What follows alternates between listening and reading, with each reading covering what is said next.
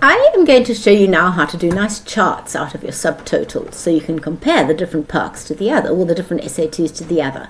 I've got all of the SA2 table, and I have now sorted it by SA2 name. I'm going to highlight the whole thing. I'm going to go into subtotals, which I know where it is, but it's easier to do it this way. Go into subtotals. So on each change in SA2 name, I'm going to use average, because average is more better for comparisons, and I'm going to go OK. It has now created an average for each one. So if I scroll down, you'll see it, Aldi, Algester. There's still some duplicates, but we'll just assume it's done fine. So I now will click on number 2, and that's all the different SA2s. Now there's some tricks that you can use. So I'm going to go, so first of all, what I'm going to do is I'm going to highlight all the SA2s, which is quite a lot of them, not the very bottom. I'm going to keep control down, and I'm going to highlight all the shape areas. I'm going to release both of them. Now I've selected them all, I'm going to do them all again. There we go. What I'm going to do is go Control C. I'm going to open up a new tab, and I'm going to paste it onto there. So if I don't want all this average, so I might just go Control H, put in average, and leave that blank and go replace all. Okay, close. Now what I want to do is make a chart out of that. And I want to make a chart to compare the averages of the two areas. So I'm just going to highlight it all. I'm going to go Insert. I don't know what chart we'll do. Let's do a column chart. So if you see the chart there, oopsie, moving the wrong thing.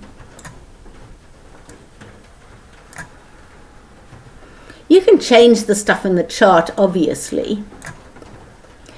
If you go Select Data, you can plot the series on. I don't want to format the whole data set, but I want to format data series, and you can change the series overlap.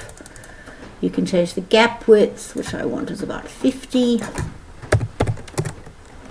And you can make that make it 20, and you can change it. You can change it to make it. There's a lot of data here, so obviously it's let's drag that over there, and there it is. It's in order of the different SA2s. You can change it obviously to you know, what size order, and I'll show you how to do that shortly. But in the meantime, what you can do, so I might just turn that chart off. I'll just delete it. I will add something. I'm going to add a row. Right click on it. Insert row above. Insert sheet rows. I'm going to call it SA2 name. And I'm going to call it average park area. So I'll save that. And I'm going to highlight it all. There's other ways of doing this, by the way, but what I'm going to do is, there's lots and lots of ways of doing everything. I'm going to sort it. I'm going to sort it by average park area. I'm going to sort it from largest to smallest, and I'm going to go OK.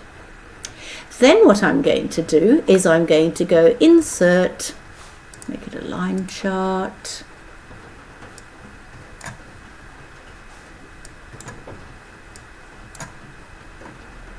So what we can see there's the SA2 name. I don't want the SA2 name done, so what we will do is we'll select the data, and you will change it. So let's just delete this chart, because sometimes it's easier just to do other things. I'll just highlight it like this. Now obviously this doesn't, I mean, if you look at it immediately, you can already look. Let's just do a line chart, Insert, line chart. There we go. You can do a column chart. So if you can see there that the highest amount, and this is obviously Brisbane and the Gold Coast, is Mount Cootha, Karana Downs, Nudgee, Banjo, Bald Hills, Ascot, Kumbaba.